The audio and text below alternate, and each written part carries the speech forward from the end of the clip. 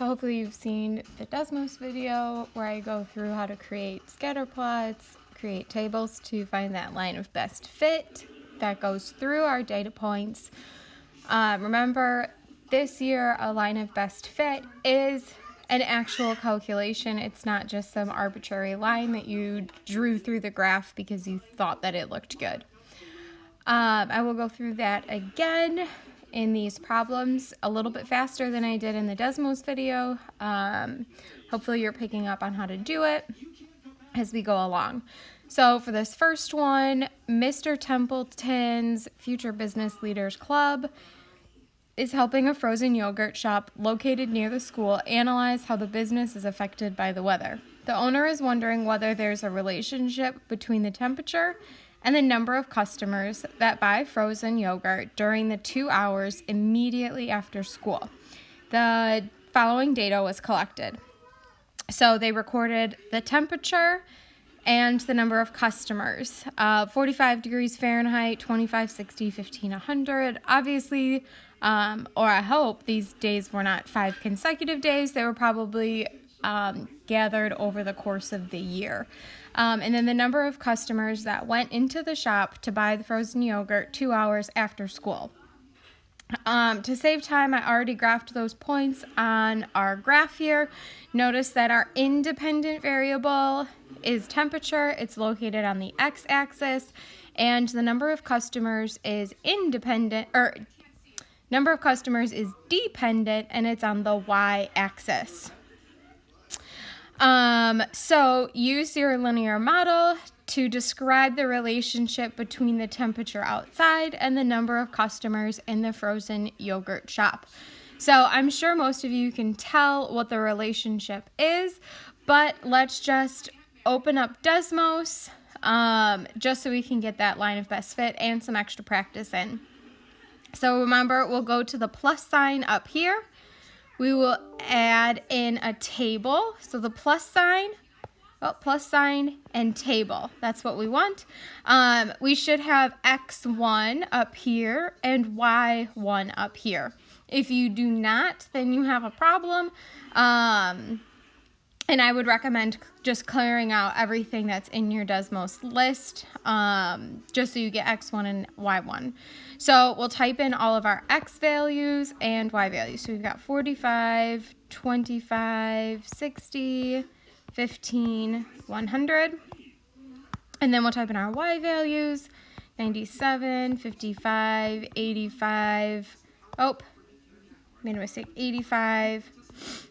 37, and 100. Now notice that I can't actually see any of these points on my graph, so I need to zoom out, and there we go.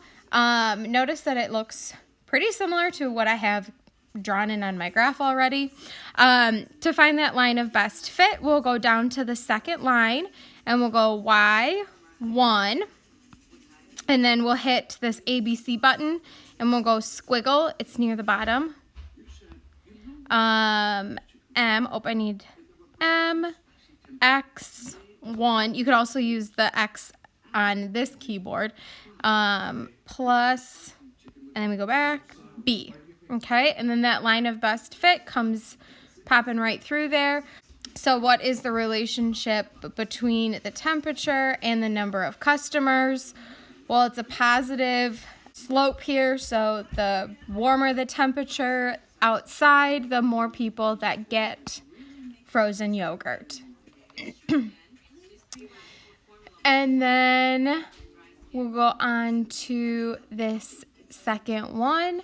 The table shown lists the average global temperatures in a 5-year span from 1957 to 2016. So we have the years, the span, and the average temperatures. So these 5 years is the first span, second span, third span, fourth span. And that's just like the chunks of time. And then we recorded the average temperature. So which column represents the range of data sets? Well, what does range represent? Thinking back to the last unit, range was my y values or my dependent values. So which one is dependent on the other? Which one is going to be my y values? It's going to be this temperature, because our other variable is going to be time. So we'll write average temperature. And it's measured in degrees Fahrenheit, and they're asking which column, so we'll also include that it's column 3. It's that third column over. Then we need to identify the independent and dependent quantities and their units of measure. Well, we already kind of answered that question in the first example. So we'll have our independent and our dependent. Dependent, we already said, I'm just going to copy and paste so I can save some time. Copy, paste. Dependent was the average temperature measured in degrees Fahrenheit. And independent, the other variable that we had, was the time, and it's measured in 5-year spans. Measured in years, specifically 5-year spans. Okay, then does the data itself represent a function? So for every input, is there one and only one output? So think back to that vending machine example. You plug in the code and you get out one thing from the vending machine. So yes, this is a function for every input, which input was our independent variable. So it would be years, or the span. There is one and only one output, which is our temperature. So for each set of each span of years, like 1992 to 1996, there's one temperature. I don't see 1992 and 1992, 1996 listed again with a different temperature. I don't see that. For each input, there's just the one output. So yes, this is a function. And is our temperature increasing or decreasing? So let's take a look at temperature. So we're starting at 71.25, 71.125. Well, that's going down, but then we go back up, down, up, down, up, down, up, up, down, and back up again. Okay, so just looking individually at the numbers, it's going like kind of repeatedly, like up, down, up, down, up, down, up, down. But if I was looking at from the first year to the last year, there's a definite increase by about 1.2 degrees. Okay, so we are increasing overall.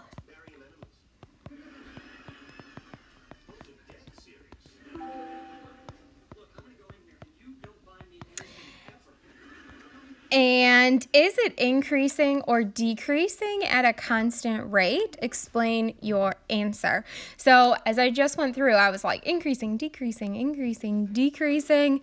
But it's not increasing or decreasing by a constant rate. If you don't believe me, you can always take the differences between these two numbers and see plus or minus, like how much is going up, how much it's going down. And you should see that it's not consistent. So, formal answer, it is not the degrees Fahrenheit / the temperature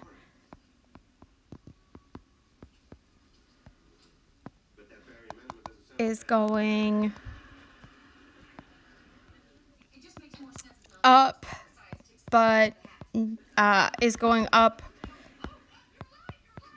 overall, but sometimes decreases a little. And then can you predict what the temperature will be in 2018 to 2019? So we haven't done predictions just yet. That will be either tomorrow or next week. We'll do formal predictions of temperature based on the data. But what do you think the temperature will be in about probably like this next time frame here? So if we were to go one more 5-year span, what do you think the temperature would be? So if we had to take just an educated guess, our temperature is most likely going to be increasing ever so slightly, maybe by 0.2 degrees Fahrenheit. So I would say maybe around 58.6, if that sounds pretty good for us.